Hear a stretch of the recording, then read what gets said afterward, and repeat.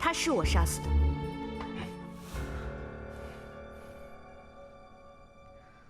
但也可以说是我救了他。1个月前，王昭燕来药王山庄找我。恭喜你啊，昭燕，天威堂是个好地方。我还听说裘一帆是个很英俊的人呢。哎，你这，青姐姐，求你救救昭燕吧，这里只有你可以救我。如果你不答应我，我就只有一死了之。昭燕，有什么事情你尽管说，能帮的我一定帮你。青姐姐，我根本就不想成婚。那个裘一帆我见过，不管别人说他怎么好，可是他在我眼里就是一文不值。为何？青姐姐，我真的不想成婚。昭燕已经有心上人了，你比我更知道，这里再大，也只能容得下一个人。青姐姐，这门婚事不是我选的，都是我哥哥逼我的。我求你一定要救救昭燕。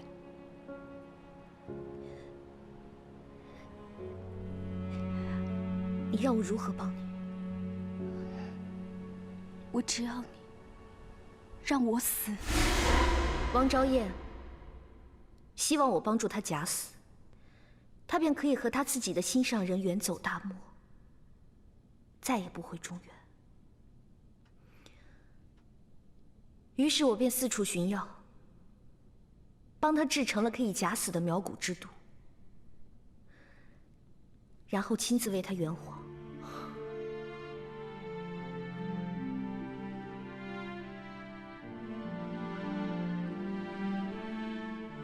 我很羡慕她。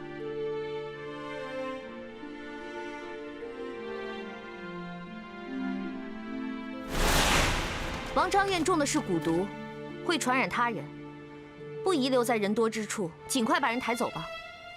孟文宝，是。把王昭燕小姐的尸体小心移到后园无人之处，千万不要揭开布幔，10丈之内，生人勿近。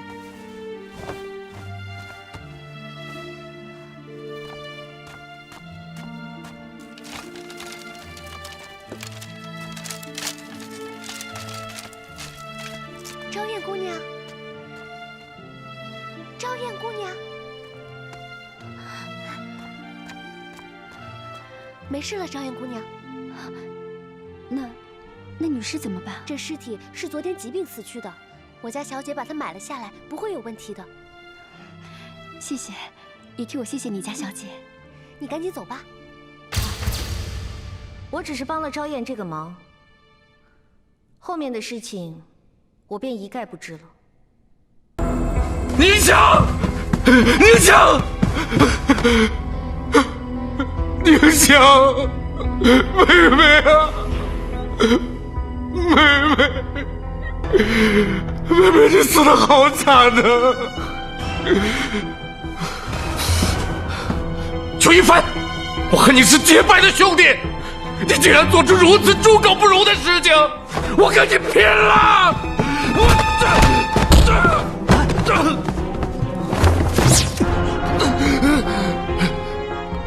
张振峰，我一定还你妹妹一个公道。来人了，来，把她带走。一帆，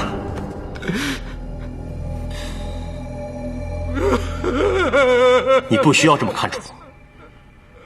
从以前你就告诉我，做人要光明磊落。如果我不杀了这个女人，我怎么继续光明磊落？你带走。且慢。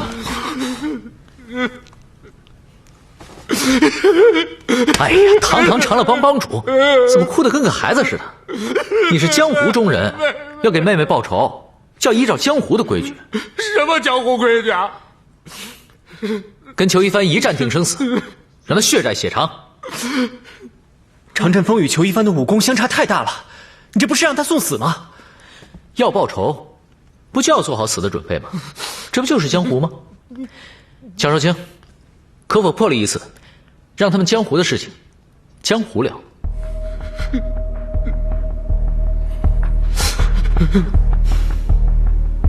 严大人，你意下如何？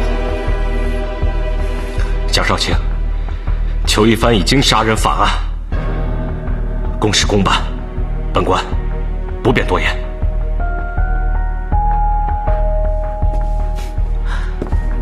好，我也想知道你葫芦里卖的什么药。本少卿就破例一次，只要你裘一帆能杀了常振锋，我就答应将你无罪释放。多谢蒋少卿。墨雨，裘一帆，你可愿意接受常振锋的挑战？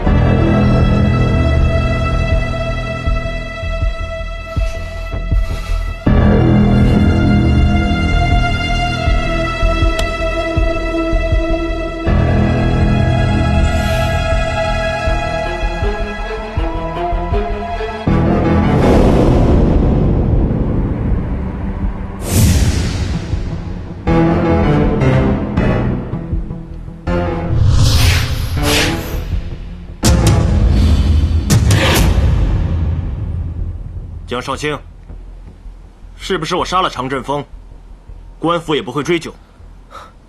当然，一切依江湖规矩行事。没想到我身在江湖，杀了人还能逍遥法外。狄仁杰，谢谢你送的这份大礼。送佛送到西天去。好，现在就让我给你们俩作证，我数3声以后，你们就拔剑开战吧。1、2、3。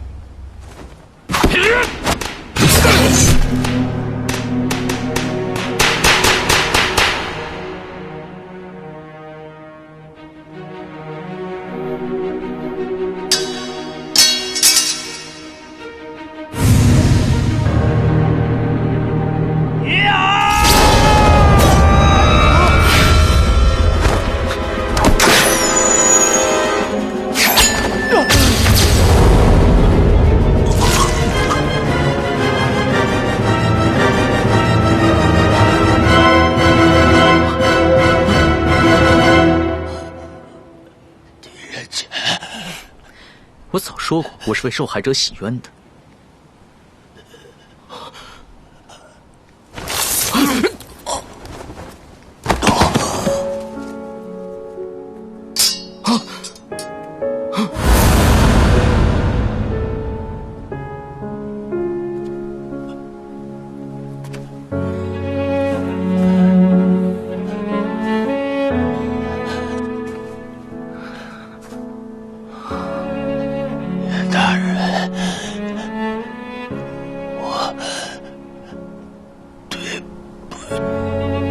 对不起你。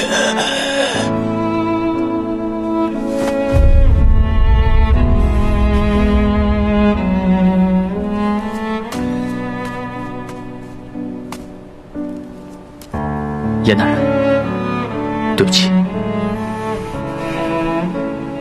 不，你做的对，只是我有负一凡家人的嘱托。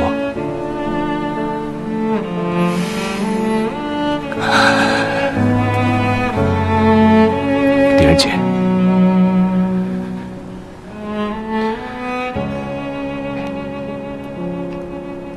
做得好。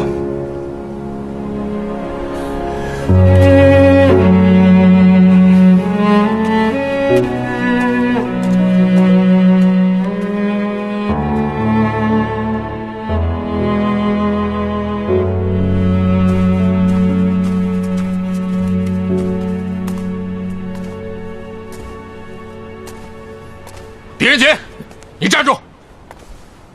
我决定了，把长乐帮送给你。我要你长乐帮干嘛？我会公告江湖，从今天起，狄仁杰就是长乐帮的帮主，常振锋参见帮主。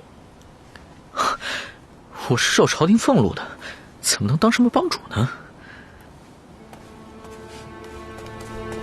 从现在开始，振锋的命就是帮主的。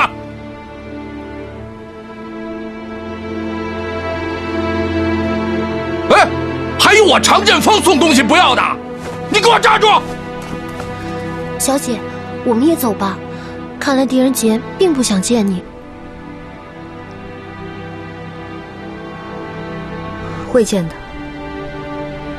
狄仁杰是个聪明人，聪明人就会自寻烦恼。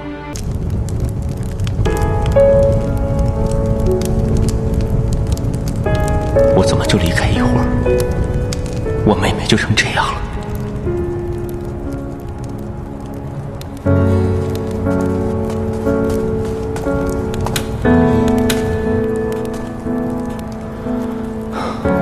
终于摆脱常振锋的纠缠了。这甩掉常振锋，比对付裘一帆还费劲。王大哥，这事情还没查明白，你怎么就放火烧尸呢？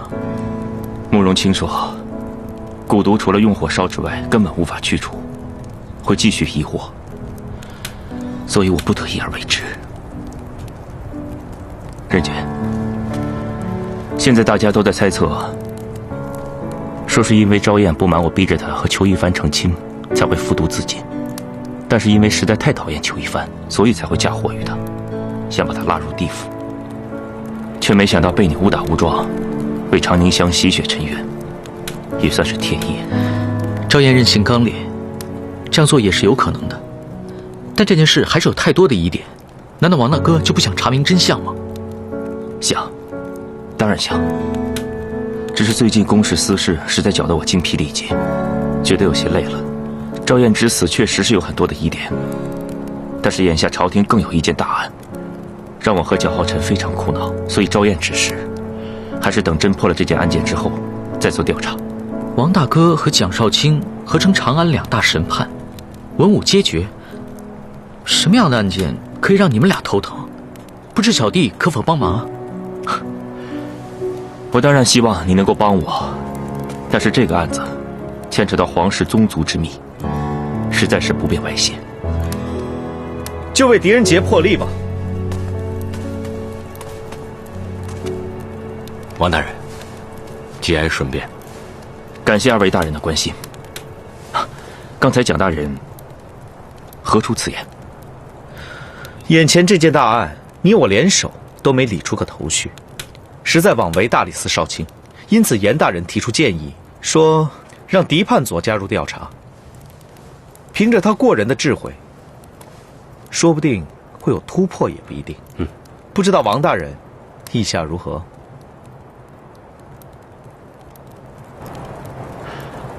既然蒋大人如此说，好。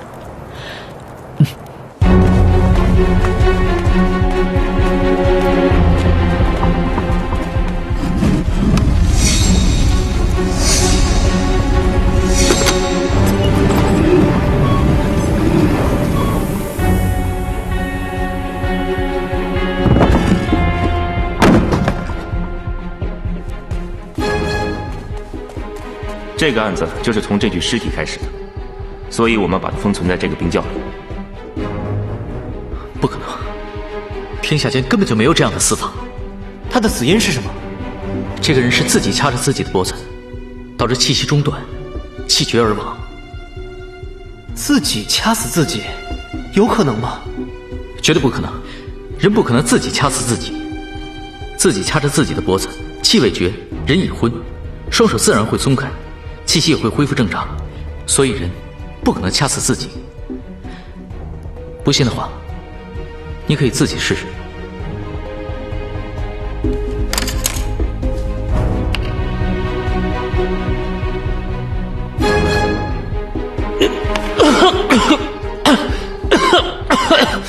是有些难受，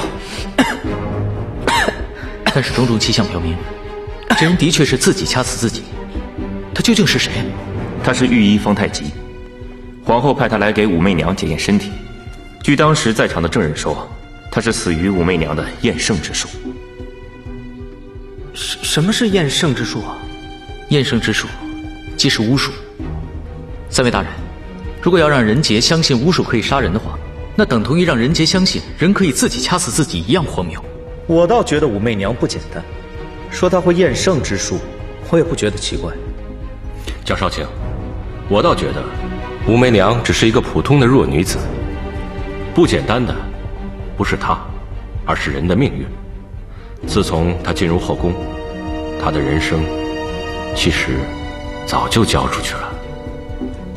这武媚娘究竟是个什么样的人？此女14岁被召入宫中，甚得先皇的宠爱，封为武才人。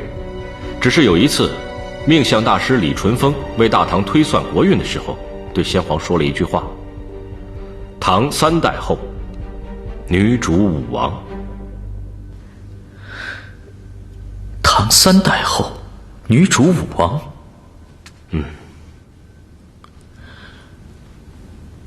当今圣上正是大唐的第3代皇帝。难道李淳风的意思是，下一个接任者是个女人？不单是女人，而且她还姓武。在先皇的身边，符合这个条件的，便只有武媚娘一个人。所以，她的命运便发生了翻天覆地的变化。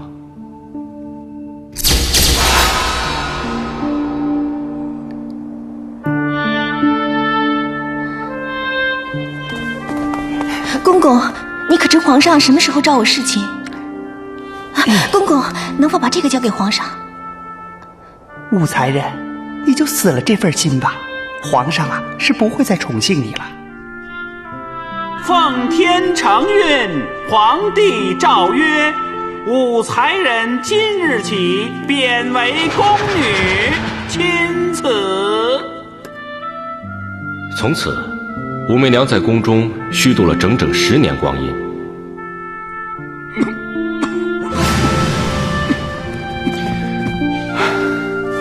直到碰到当今圣上，当时的皇太子。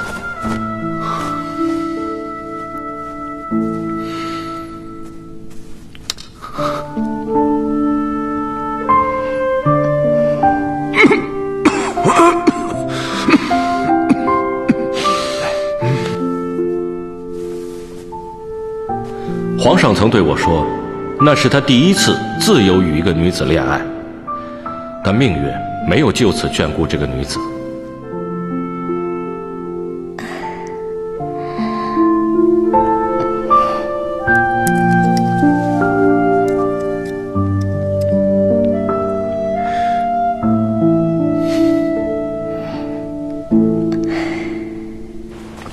太宗病逝，武媚娘的命运再次臣服，而且更是渺茫。她因曾受先帝宠幸，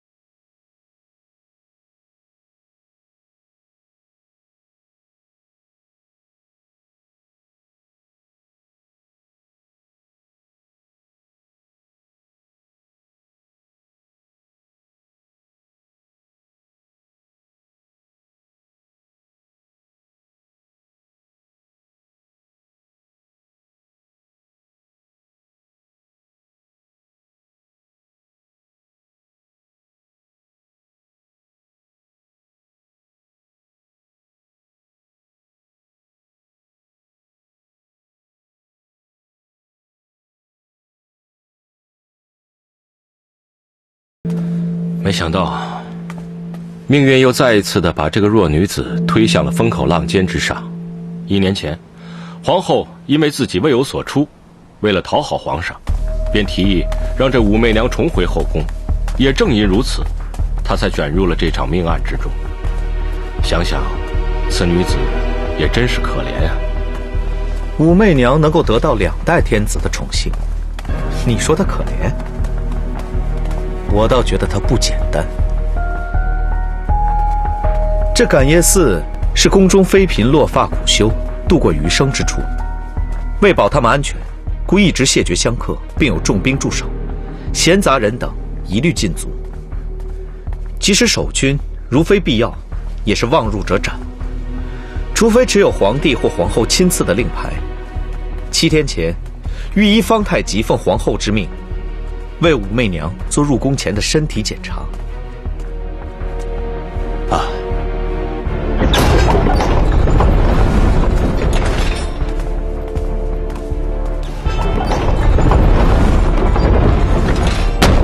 媚娘，什么事？御医死了。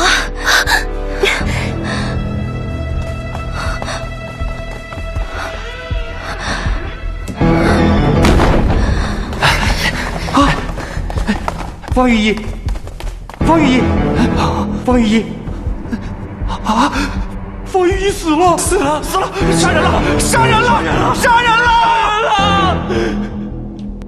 当时只有武媚娘在旁边，若不是巫术，又如何让人自掐致死？但是杀人动机呢？御医死后，他的随从向我们透露，御医死前5天，曾来为武媚娘把过脉，当时就怀疑武媚娘怀有身孕，不守贞洁。这次来就是想证实此事，没成想在这普食殿中离奇死去。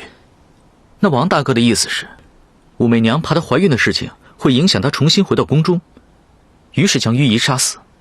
这也是有可能的。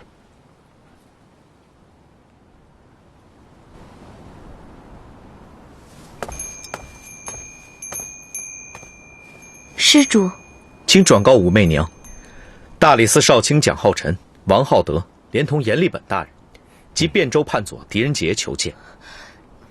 请几位大人稍后。御医的死讯传到宫中以后，皇后也认为是武媚娘用巫术害死了御医，便想用火烧死他。皇上得知以后大惊劝阻，终于皇后做出让步，却要皇上在10天之内找出真凶。10天之后子夜的更鼓响起，如无结果，不管是与不是，都将是武媚娘的死期。现在距10日之期只剩3天。狄判佐，这武媚娘多年以来一直在这普食殿中为先皇和皇上祈福，你觉得这样一个女子会使用巫术杀人之徒吗？仁杰在汴州初次与严大人相见，严大人正是受皇命快马赶回长安，为的是否就是此案？正是。皇上要我和大理寺2位少卿一起调查此案，好还武媚娘一个公道。只是现在还是毫无头绪。那武媚娘对御医的死有何回应？武媚娘一直不肯接见我们，也不肯对怀孕的事情做出分辨。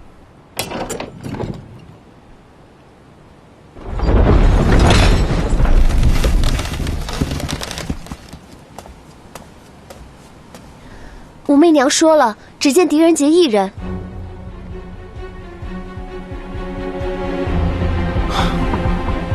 狄判佐，看来此案你就是不想参与，也是不行了。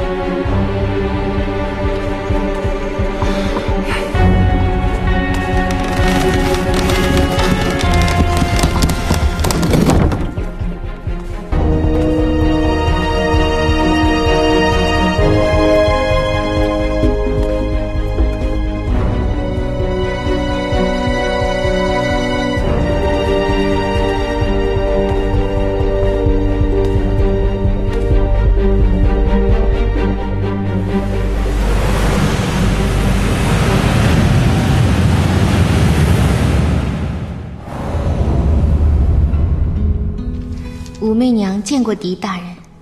我该如何称呼你呢？乡音无改，大人是并州人吧？我也是并州人，就叫我媚娘吧。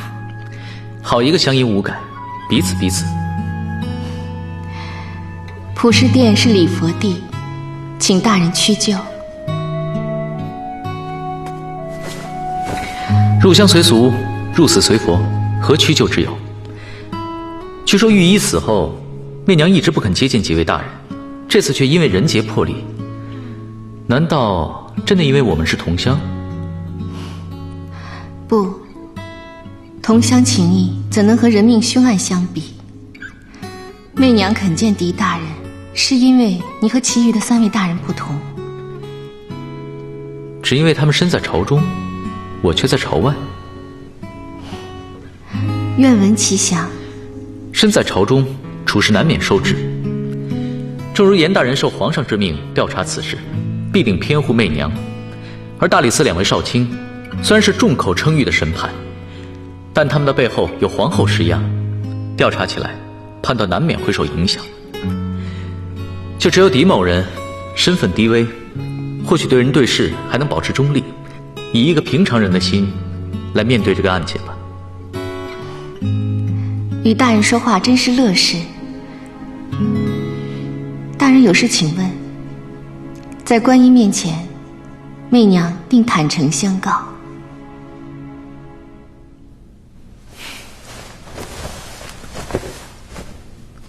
御医方太极是如何死亡的？就在此地，就在你所做的蒲团之上。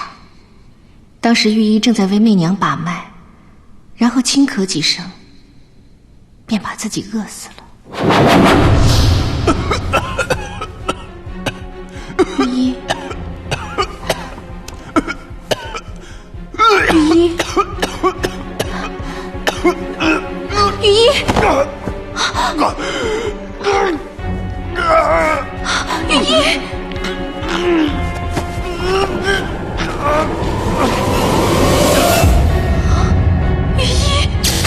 媚娘可是相信这世上有巫术？媚娘是否相信并不重要，关键是狄大人相信吗？人杰只相信证据和真理。最后一个问题，媚娘是否怀有身孕？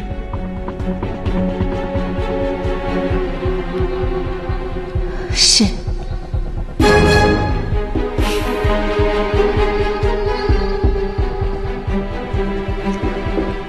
人杰告辞了。狄大人，媚娘有一事相求，刚才大人所想，烦请大人守密。与媚娘对话真是乐事。放心，人杰刚刚所想，定不会告诉他人，因为这也关系着人杰的生死。3日之内，定还媚娘一个清白。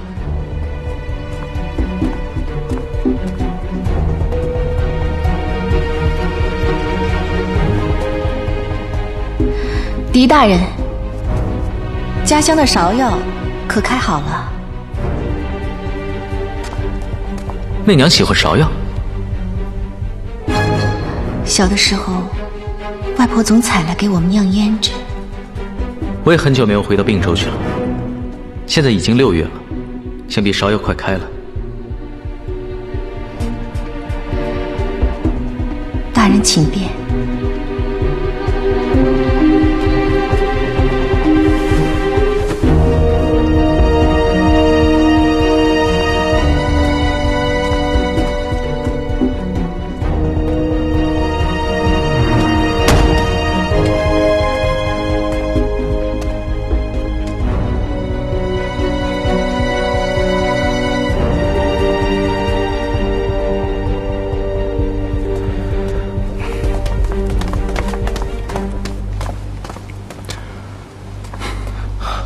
狄判佐，这普世殿跟感业寺其他殿堂的结构很是不同，而且格格不入，是同时建造的吗？感业寺建于隋朝后期，和这普世殿应该是同时兴建的，但为何风格不同就不得而知了。那为什么把普世殿建得这么与众不同呢？狄判佐，不要再纠缠这个问题了。方才，武媚娘跟你说了什么？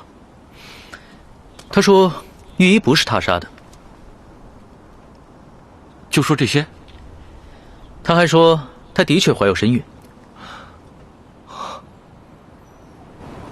没说孩子的父亲是谁？她没说。所以你认为人不是他杀的？我确实相信这世上根本就没有巫术，但也相信，如果要证明武媚娘不是真凶的话，要有确切的证据。三位大人，请允许人杰参与侦办此案。好啊，求之不得。狄判佐，你有什么要求的话，尽管告诉我，本官会安排的。那请大人在普氏殿前加派守卫吧。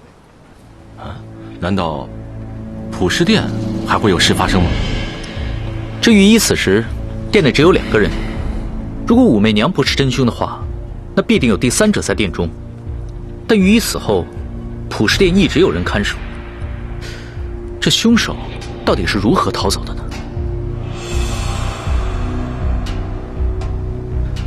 所以你相信凶手还在普氏殿？我刚刚去看过了，机会不大，但有可能。有这个可能，便不能放过。我们即刻加派人手。我来亲自彻底搜查此殿，以策万全。那任杰待会儿去找一个朋友，或许他可以帮助任杰解开这御医自掐而死的谜团。我回来后就跟王大哥一起搜查普氏殿吧。那倒是好。你要找的朋友是慕容姑娘吧？对，这慕容姑娘是药王山庄的庄主，这医术冠绝江湖，而且见识渊博，说不定可以从她口中得到一些线索也未定。况且，因为王昭燕的死，我也有事情要问她。好。慕容姑娘住在凤来客栈，她这几天可能会离开，你要找她的话，要快一些。哎，那这样吧，狄判佐，你马上去找慕容清，我和蒋少卿呢，赶紧回宫里向皇上禀告。王大人，你就留下来继续调查。好，10日之期只剩下不到3日，事不宜迟，我们分头行事吧。蒋少卿，走。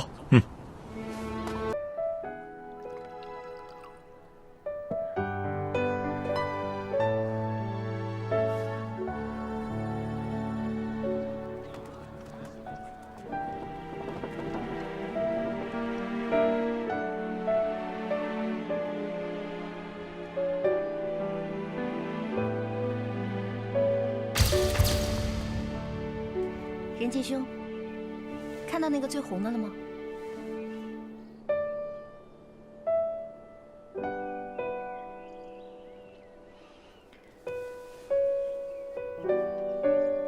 哎，等等，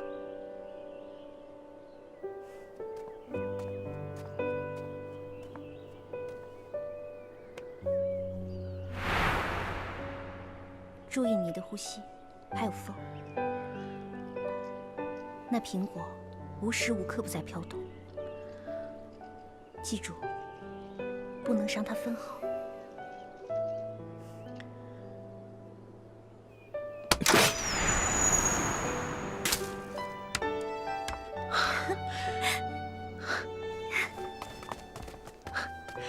师傅大人，任杰这次的作品，你还满意吗？确实进步不少，今晚可以陪为师多喝3杯了。那我就恭敬不如从命了。任杰，知道我为什么教你用铁笔做暗器吗？是想你今后遇到危险的时候，可以做防身之用。任杰只是一个小小的书生，又不是什么闯荡江湖的大侠。就是因为你是一介书生啊。人的一生很难说什么时候会遇到危险的。你为人太善良，我怕你被人欺负。慕容清是我的师傅，谁敢欺负我？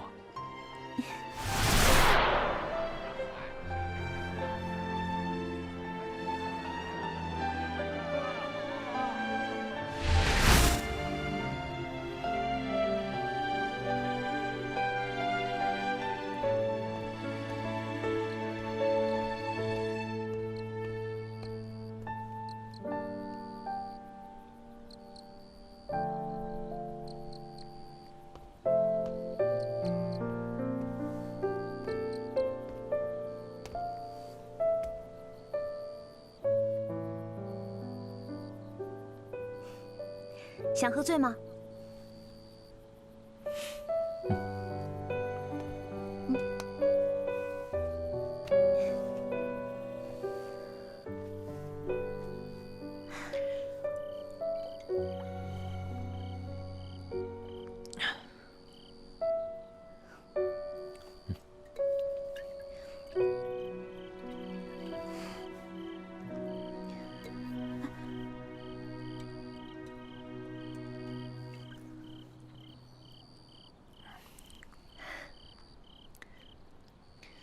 还记得当时我来药王山庄拜师学艺，姑姑根本不肯收留我。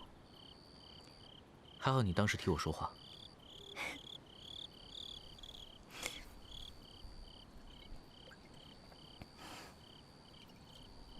谁叫你一进来就莽莽撞撞地打碎我最心爱的酒杯啊？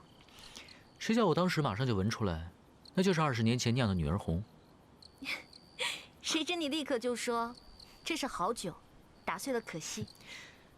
你这个女酒鬼啊，分明就是想找个人陪你喝酒。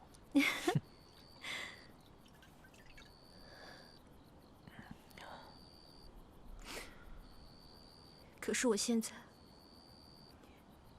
不只想要你陪我一起喝酒。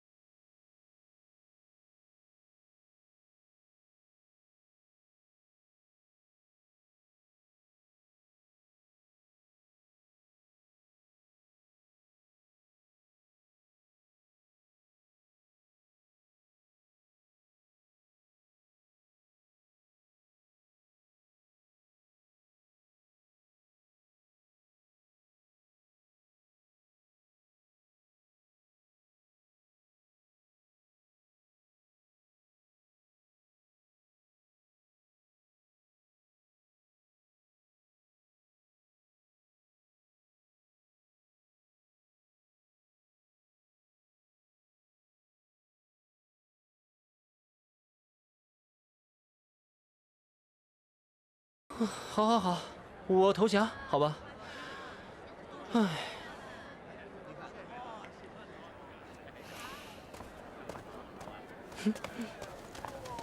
狄仁杰，不好了！怎么了？王浩德出事了。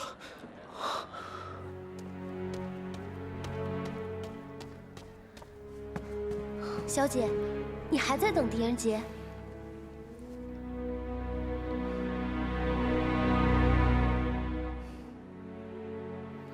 用不着你管。我怎么能不管？我们要赶在城门关上之前离开。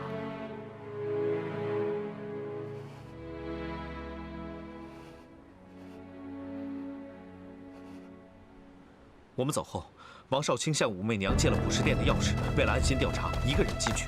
谁知1个时辰过去了，王大人却还没出来。众人敲门时，发现门已被反锁。参见蒋大人。王浩德大人还在里面吗？还在店里，没有出来。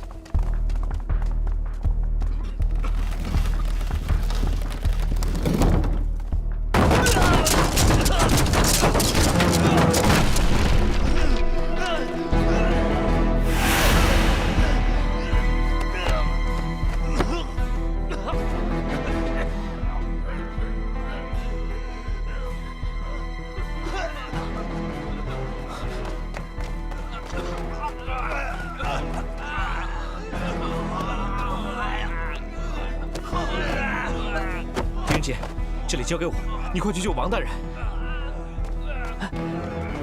救人呐！小姐，上车吧。小姐，狄仁杰是个寡情的人，我劝你还是不要再想着他了。我想什么与你无关，别忘了，我是小姐，你是奴婢。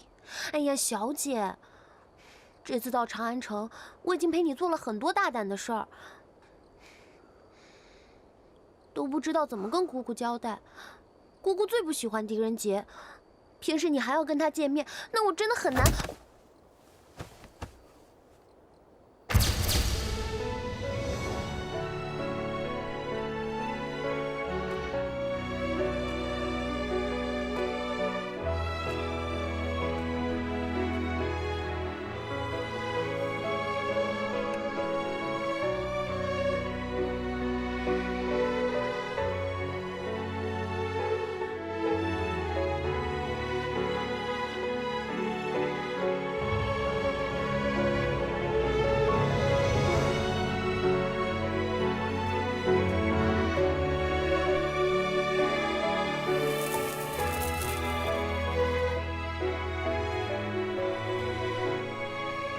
我宣布，从今以后，慕容清便是我药王谷第20代谷主。参见药王谷第20代谷主。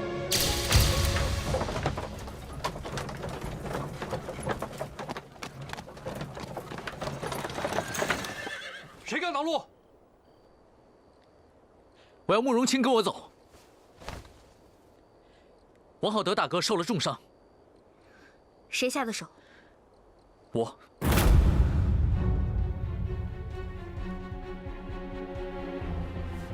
我已经用悬丝神针为王大人保脉续命，接下来为他做好止血，免得血脉一通，血流不止。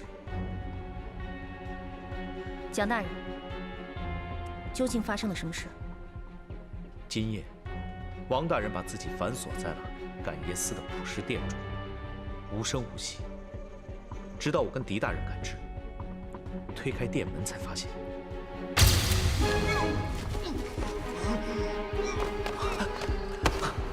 王大哥，王大哥，坚持住，人家来救你！王大哥，坚持住啊！墨云，拔剑！拔剑干嘛？将王大哥的手齐腕斩下！快，来不及了！啊！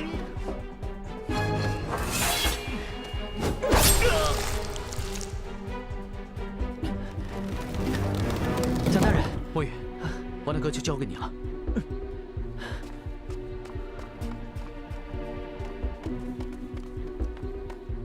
大人，赶夜宿的官兵已经全部都死了，他们都是自己把自己给掐死的。大人，不会真的有鬼吧？传我令下去，立刻封锁城门，擅自出入者斩。另外再派3万士兵去巡逻长安城，一旦发现可疑人物，立刻收监。是。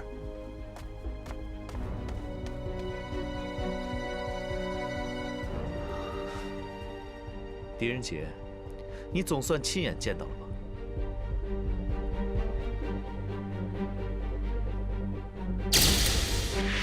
王大人的性命总算是保住了。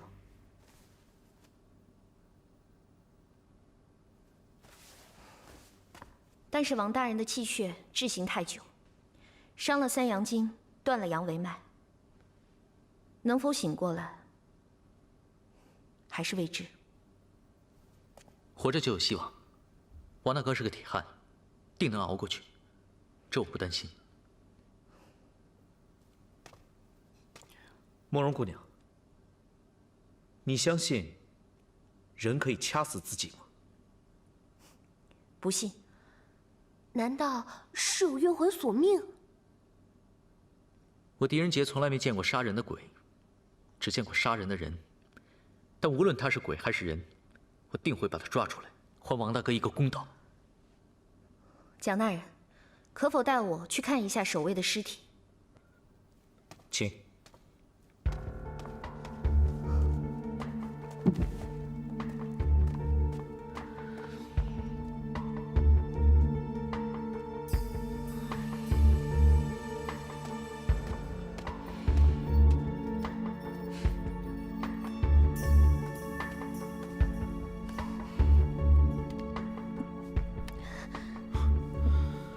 外面还有很多跟这位死状一样的尸体。这的确是被人掐死气绝的迹象，但是又是如何做到的呢？银针，是。任杰兄已经用银针测试过了，他并没有中毒。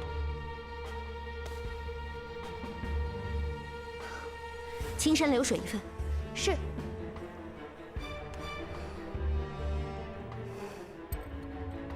要我相信他们自己掐死自己，我宁愿相信他们全部都中了毒。这青山流水是我们药王山庄的秘方，如果血中有毒的话，这青山流水便会变成绿色，毒性越强，色泽越深。你问问他，这还要过多久才能变色？我狄仁杰从未见过一种毒药可以让人自己掐死自己。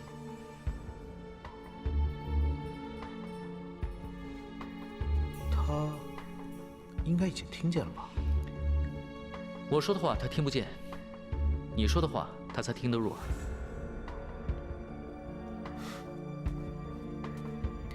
慕容姑娘，为什么有人说的话你会听不入耳呢？有些人的话，我就是没兴趣听。不用我重复了吧？墨雨，拿一个白瓷碗来。哦。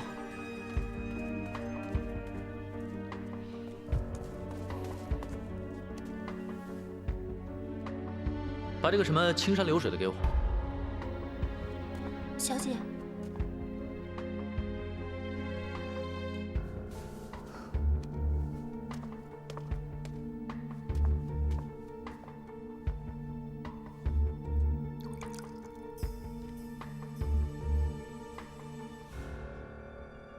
果然是中了毒，只是毒性轻微，色泽不深。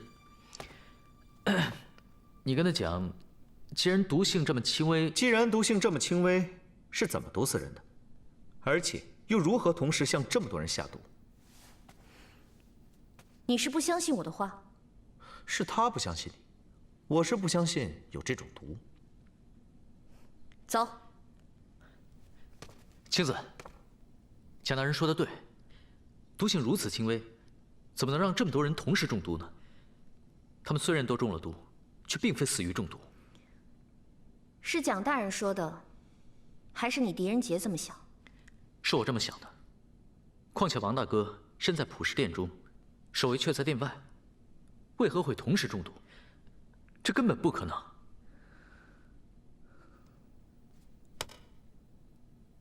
看来有一个人能替我们解答。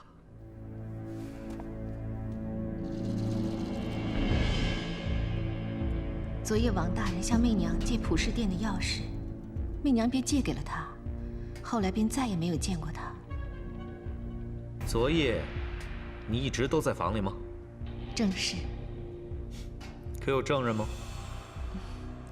蒋大人是怀疑媚娘与昨夜的命案有关。只是怀疑罢了，没有证据。狄大人，怀疑和谣言一样，是不需要证据的。自从御医在普世殿离奇毙命之后，媚娘的言行一直受到了监视。蒋大人要是怀疑媚娘昨夜的行踪，可以向守卫查问一下，便会清楚。杀人不一定要在现场的。杀人确实不一定要在现场，有道理。怀疑也不一定需要证据，但这杀人动机总不能没有吧？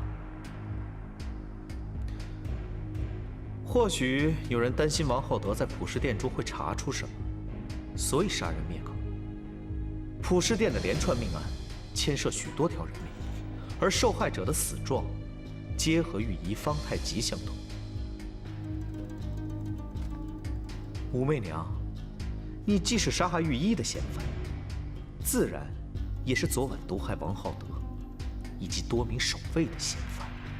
蒋少卿，这只是另一个没有证据的怀疑。除非蒋少卿与无知的妇孺一样，相信巫术可以杀人，那你现在就把武媚娘扣押行刑，向皇后领功。否则，你就把凶手找出来，免得2天以后，一个含冤无辜的女子被人以大火活活烧死。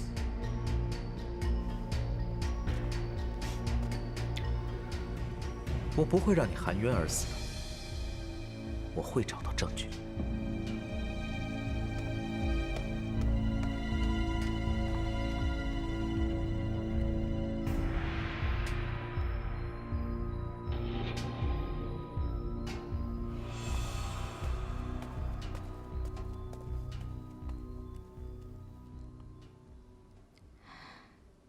谢谢大人一直维护，只怕这真凶不易捉拿。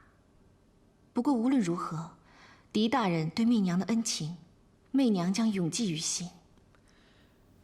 我也是同一句话，我不会让你含冤而死，我不但会找出证据，也会把凶手找出来。告辞。大人留步。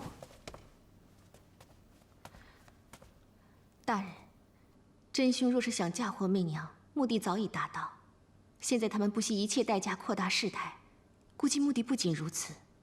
所以大人，万事小心。谢谢媚娘的关心，媚娘也请保重。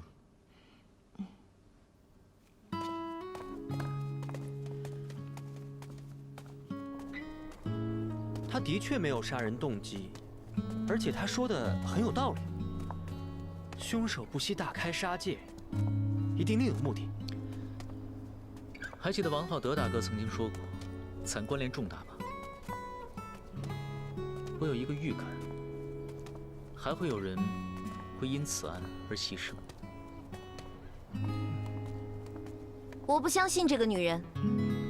为什么？女人的直觉。虽然说她可能不是凶手，但也绝对不是个简单的女人。证据啊，慕容小姐，其他凶手不是凭直觉的。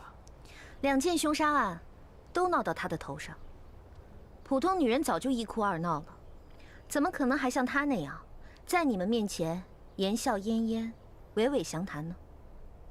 就是因为她根本没有杀人，所以她半夜敲门也不惊。我的话还没说完呢。这个女人最厉害之处，就是能够把初次见面的狄仁杰服服帖帖地收为己用，为他顶撞大理寺少卿。光是这一手段，就已经很厉害了。你这话说到哪儿去了？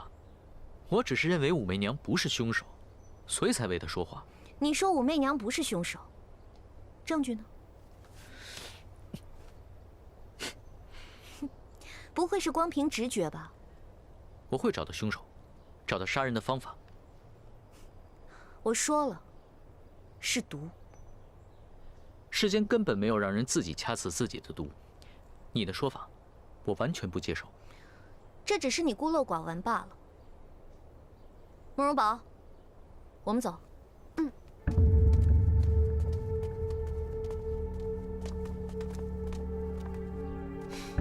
慕容姑娘去哪儿？与大人无关。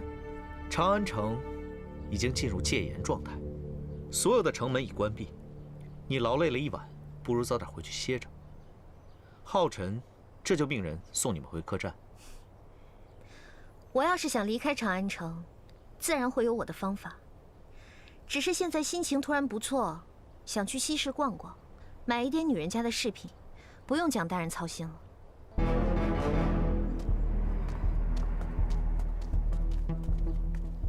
他在吃醋。别说你不知道啊！现在速速去办，明白吗？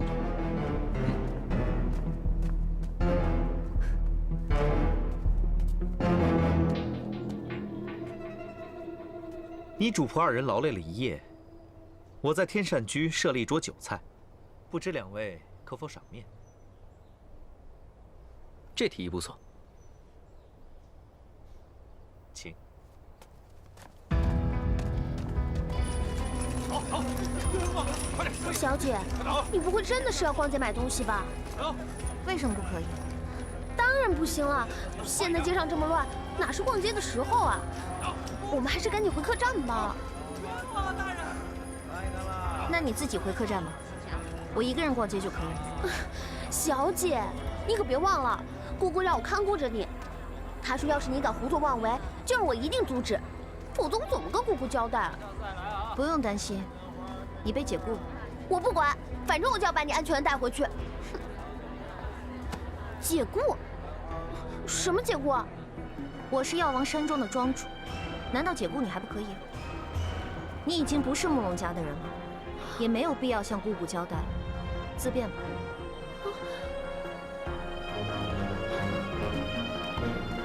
解雇，小姐！快！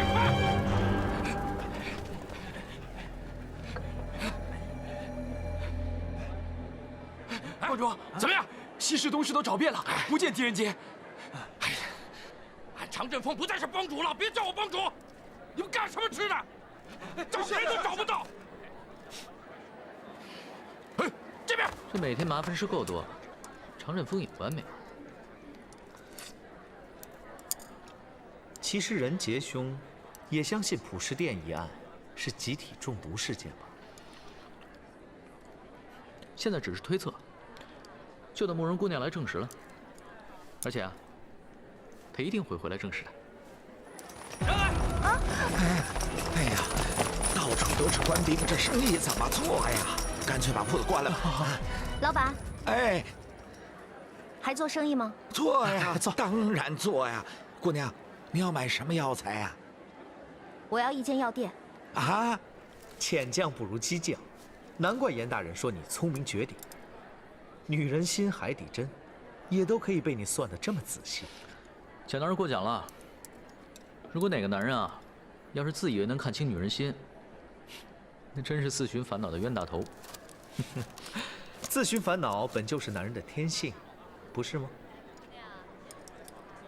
但其实任杰兄心里明明就不想让慕容姑娘趟这次的浑水，但偏偏又抵挡不住普食店神秘集体杀人事件的吸引力，还是让慕容姑娘去寻找那毒药的来源。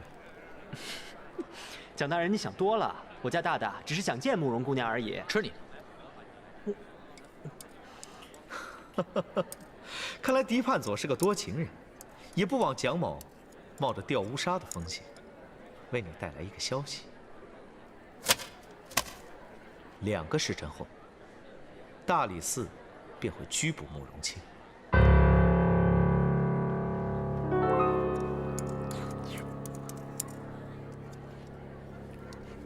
道道，你听到这个消息还能吃得下去啊？你也快吃，快！啊！你俩一夜未睡，不补充一点体力，又怎么在2个时辰之内帮慕容清洗清嫌疑呢？但慕容清之前一直在药王山庄，昨晚才回到长安城。这大理寺是怎么追查到他的呢？王昭彦死后的1个月，大理寺便派出精锐展开调查。刚得到消息，说王昭彦死前1个月，药王山庄曾采购大量剧毒药材，而成分呢，就跟杀死王昭彦的相同。经大内御医的分析，王浩德所中的奇毒，天下间除了慕容清外，一时无人能配。还有，慕容清连夜离城的时间，刚好是王浩德在普世殿出事之后。一切线索都表明，慕容清可能就是谋害王氏兄妹的凶手。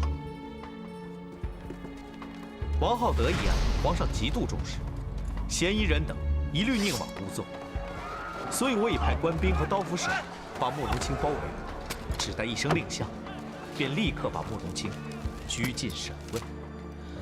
朝廷跟江湖一直以来保持着看不见的平衡，江湖的事就用江湖的规矩来解决，朝廷也就闭着眼办事。但普世殿的命案查办刻不容缓，要是慕容清被捉，朝廷和江湖的平衡势必被破坏，双方要是发生冲突，对彼此都是大劫一场。所以你知道，为什么我要冒着掉乌纱的风险，来拖延这2个时辰吗？是不是只要证明慕容清不是凶手，便可以当什么事都没有发生？我也不是一个爱自找麻烦的家伙，况且我也是学武之人，也算半个江湖中人。有些事情，我还是不想看到。哎呀，这顿饭来的真是及时啊！只是水煮七里，辣劲儿不够啊。江大人，你的人情，狄仁杰记住了。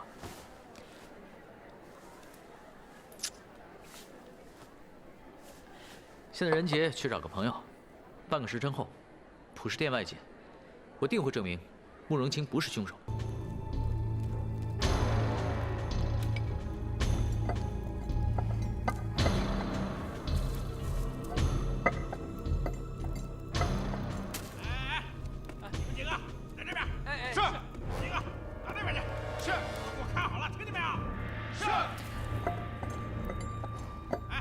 小姐，是谁在外面这么吵啊？问问不就知道了吗？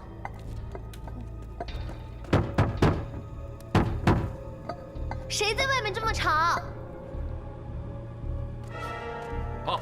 回慕容姑娘的话，外面来了一大帮官兵，已经把仙药炉团团围住，说是姑娘和王浩德兄妹之死有关。不出半个时辰，就要进入仙药炉捉拿姑娘。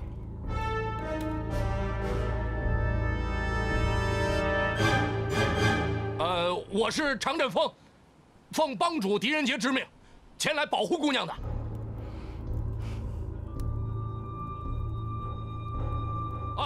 外面还同时来了一大帮江湖人士，他们都是自愿来的，自愿前来保护姑娘的。小姐，狄仁杰的情，我可不领，让他们全部都滚。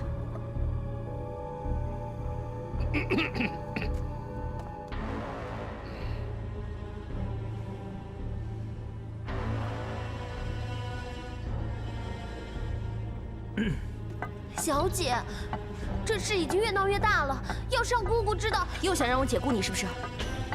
要来要去，我自己做主，任谁也别想留住我。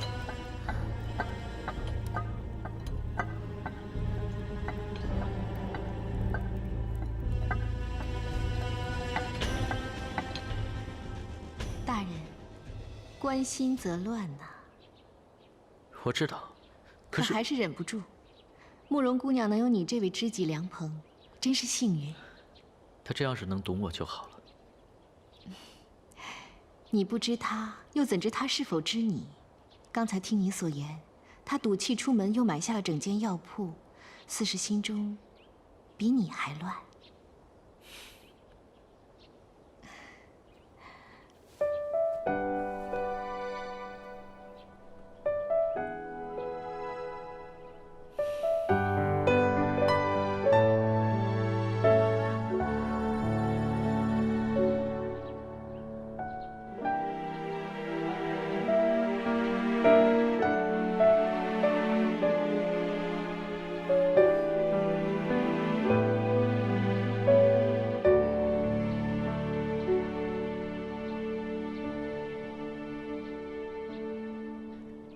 好一个情谊，没想到既能乱心，又可以释怀。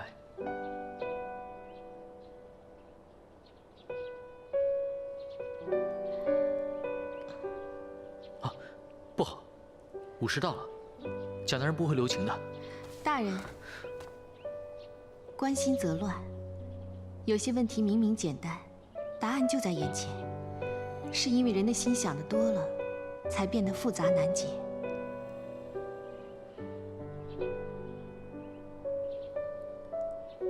或许真的是我想的太多了。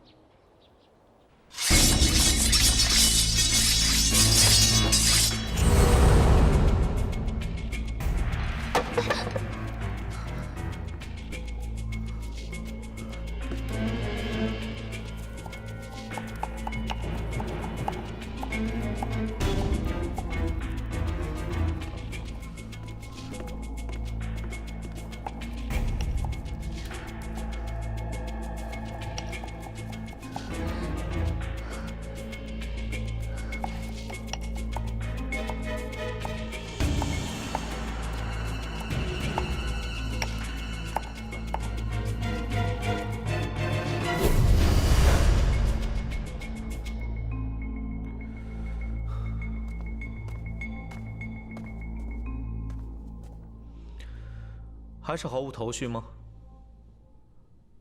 狄仁杰，要不你现在跟我去仙药炉，劝慕容清跟我回大理寺，我保证，绝不为难他。我就要去执行任务了，没有时间再犹豫了。你去吧，我还要继续留在这里调查。时辰已到，难道你不管其他人的死活吗？我还是那句话。保护慕容清是他们自愿的。如果你现在带走慕容清，他们定不会答应你。我是官，捕捉嫌犯是我的职责。还有狄仁杰，我很羡慕你，如果有机会，真想跟你大醉一场。可惜，可惜啊！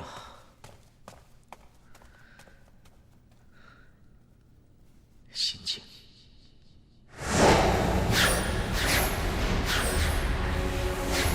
心情，一定要心情。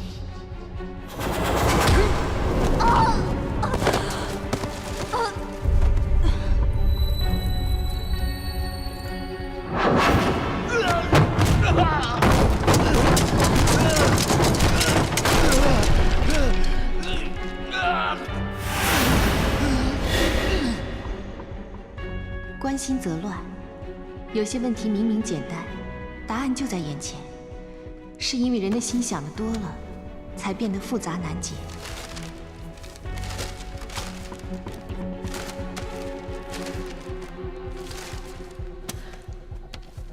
答案就在眼前，我一定有看过。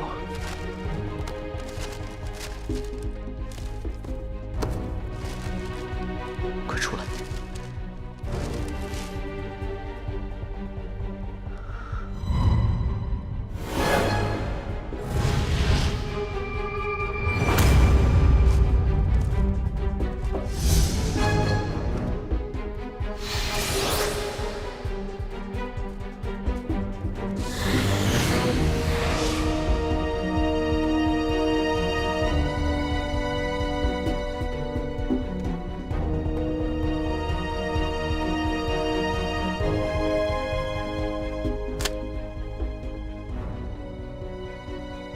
官府办事，闲杂人等一律退让。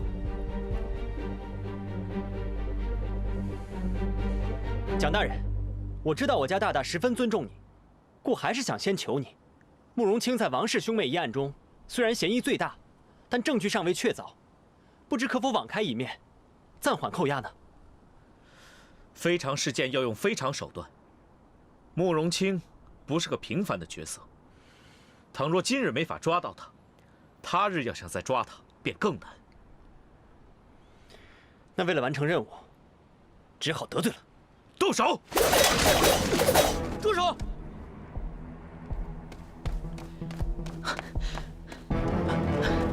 大胆！幸好及时赶到，蒋大人，我终于想通了，也找到了。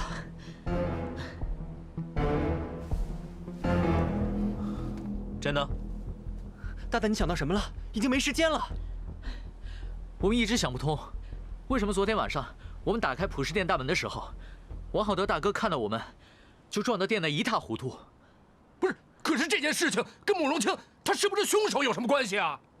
大有关系，因为王浩德看到我们，不是为了逃跑，而是为了尽他最后一口气，保护他这一生最重要的人。他撞得店内一塌糊涂，就是为了掩饰这个。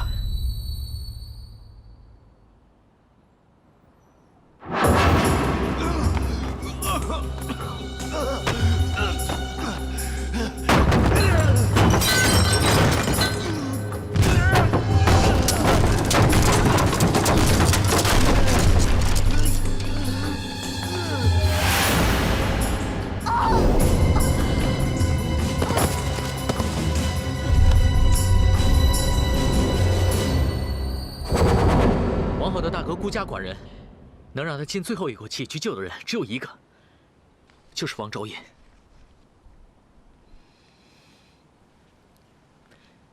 这个耳环，就是王昭彦的。王昭彦并没有死，而且他还在王浩德遇害的时候，同时进入过普世店。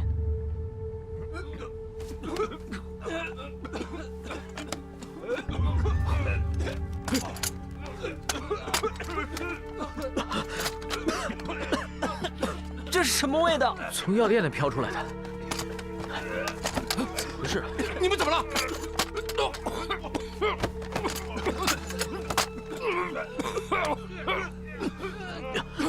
怎么回事啊？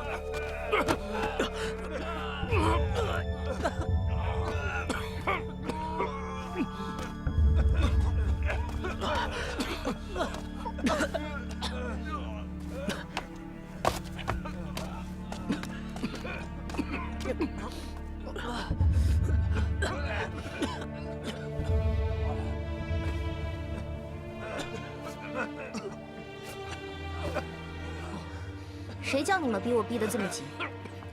要是多给我点时间，我一定能够将捏死我的温柔配置成功。捏死我的温柔，就是毒害御医和王浩德的毒药吗？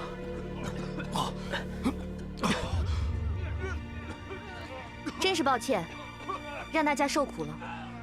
但是为了查清长安城的离奇命案，以及还自己清白，不得不让大家大胆施药，让大家受尽受苦，还请各位原谅。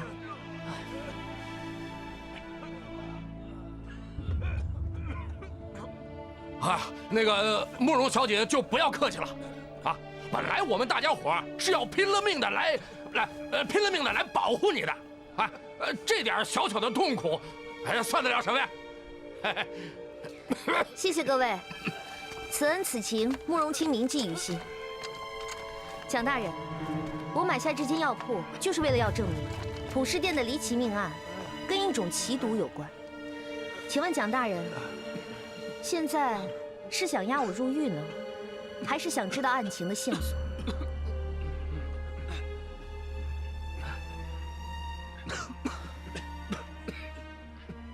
大风，去把朝中的严大人带进感业寺内。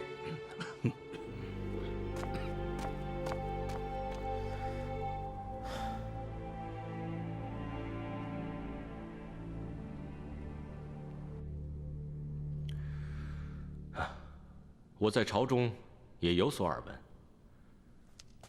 朝廷并不愿意掀起江湖和官府的纷争，但是如果江湖要包庇真凶的话，朝廷也一定不会放过。人不是我杀的，江湖和朝廷的纷争我也管不了。我此次只为药，一种可以使人自杀的毒药。对于慕容清而言，也算是一种挑战。幸好你失败了。哼，那也比有些人光说不做要强。慕容姑娘，我家大大做的可多了呢，要不然刚刚朝廷与江湖的对峙，墨鱼怎么会出现在外面呢？是啊，狄仁杰，刚刚你找到那只耳环呢？证据是你找到的，人自然也要你审。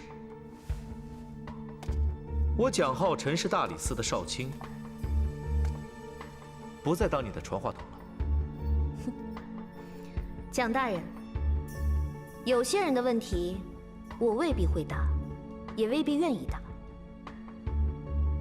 那浩辰只有不顾一切把你带回大理寺。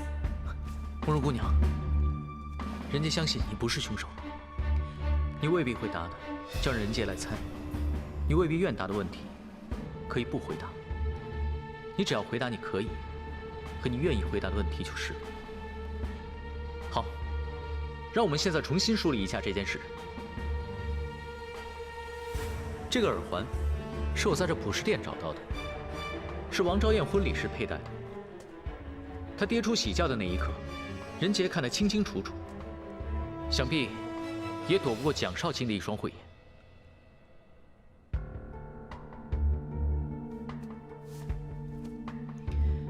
慕容清，我问你，王昭燕的死究竟是怎么回事？他是我杀死的，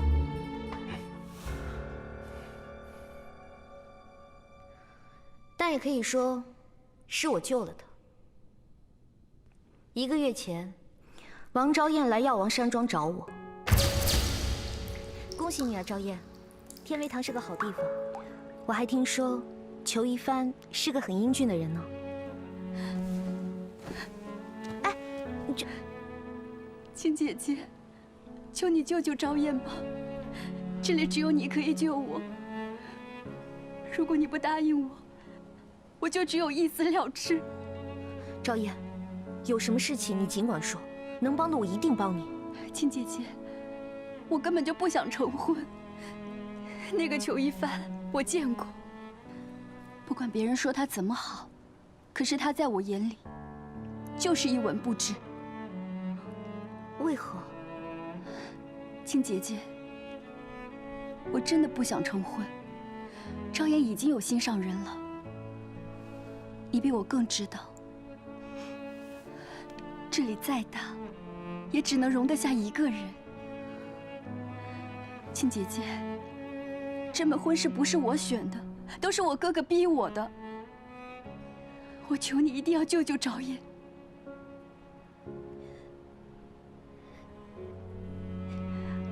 你让我如何帮你？我只要你让我死。王昭燕希望我帮助他假死，他便可以和他自己的心上人远走大漠，再也不回中原。于是我便四处寻药，帮他制成了可以假死的苗蛊之毒，然后亲自为他圆谎。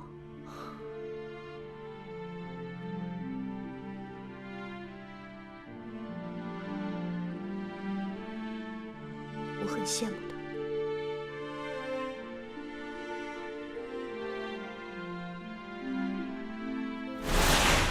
王昭燕中的是蛊毒，会传染他人，不宜留在人多之处，尽快把人抬走吧。慕容宝，是。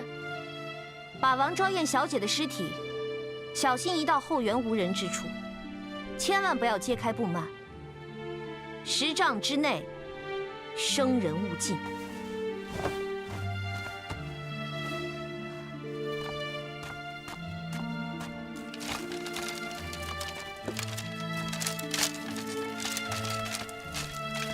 昭燕姑娘，昭燕姑娘，没事了，昭燕姑娘。那女尸怎么办？这尸体是昨天疾病死去的，我家小姐把它买了下来，不会有问题的。谢谢，也替我谢谢你家小姐。你赶紧走吧。我只是帮了昭燕这个忙，后面的事情我便一概不知了。后来，王昭燕根本就没有去到大漠，却来到了普什殿。以她的武功，想要躲过守卫非常简单。可这普什殿的钥匙只有2把，一把在武媚娘手里，还有一把在皇宫。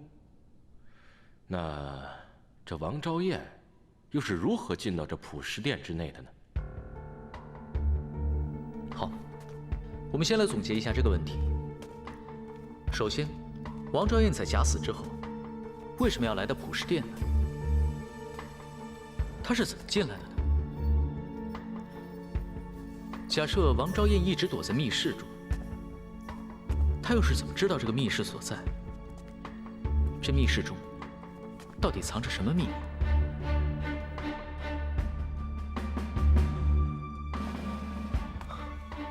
还有，王浩德为什么来这里寻找王昭燕？王昭燕是否又真的杀害了王浩德？还有御医方太极是否也是王昭燕所杀害？还有一个最重要的问题：假设王昭燕就是凶手，她为什么要嫁祸给武媚娘？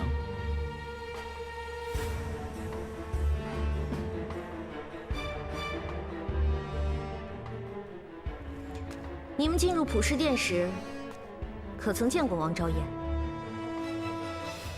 就算是她能进来，又是如何逃出去的呢？我们进来的时候，殿门紧闭，除了王大人之外，就只有我们3个。也许昭燕为了掩人耳目，换上了守卫的装束，在我们打开殿门的时候，她躲起来，趁乱逃走了。我们当时都在救人，就没有注意到。就算是她能躲过你们的眼睛，可是为何不会中毒呢？除非就是她下的毒。慕容姑娘，这个毒究竟怎么回事？我刚才说过了，这毒的名字叫捏死我的温柔，是世间至奇之毒。捏死我的温柔，我怎么学医这么多年，从来都没有听说过？只能怪你学艺不精，心中只有功名。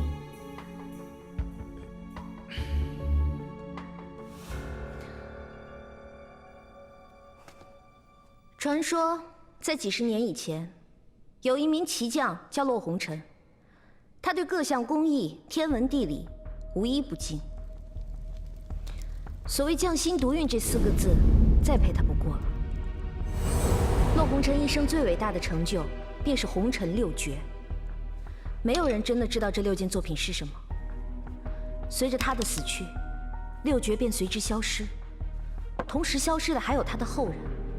但我曾听姑姑说过，6绝之一，便是天下至奇之毒，捏死我的温柔。严格说来，捏死我的温柔只是由2种普通药物混成，一种令人喉头生出火烧之感，另一种令人双手肌肉突然收缩，任何一种都不能致命。且所用之药材，就是普通药店都能买到，所以我才能即刻炼药。但却不能像骆红尘那样，化腐朽为神奇，把用药分量和药发的时间掌握得出神入化。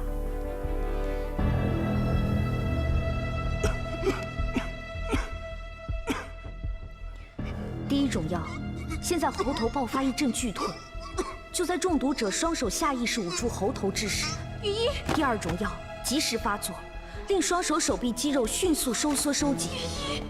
于是，便出现了饿死自己的诡异情景。但最恐怖的是，捏死我的温柔是以一种特殊方式提炼的药物结晶，遇风即化成无形，且随风流动，中毒者不出半炷香的时间便会毒发，而小小的一点进入风中，便足以让数十人中毒。所以它一直存放在竹筒之中，并以桐油浸泡，阻止与空气接触。既然它毒发需要半炷香的时间，那方玉一很可能在进入普世殿，等待武媚娘来之前，就已经被人下了毒，所以武媚娘一定不是凶手。这样解释也未尝不可，但浩德兄进入普世殿1个多时辰之后才毒发，这又要怎么解释？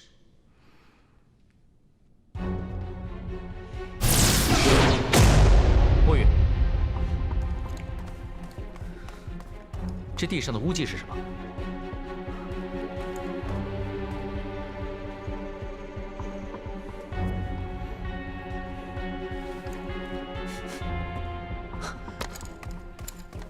是桐油。如果是这样，那一定有人在大殿内放毒。会是王昭燕吗？这有可能。但浩德兄出事时，殿门是紧闭的，外面的守卫又怎么也会中毒呢？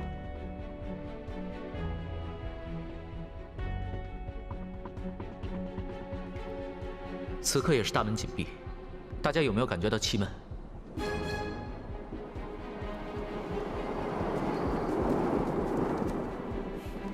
蒋大人，请命人拿一个发讯号的烟弹过来。好。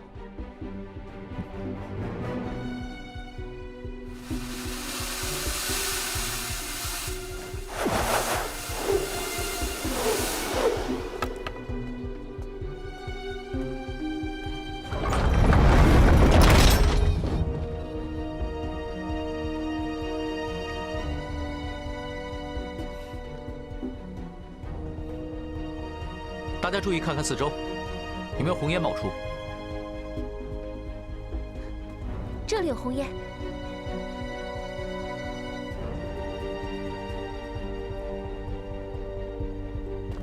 看来普世殿内是有通风的通道，捏死我的温柔，就是从这里飘出来的。捏死我的温柔，果然随风而动，沾者即死，恐怕会大事不妙。狄判佐，此话怎讲？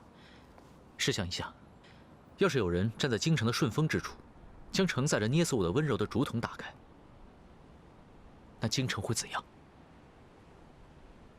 长安城便会成为鬼域。若毒气飘至皇宫，那便是大唐社稷的灾难。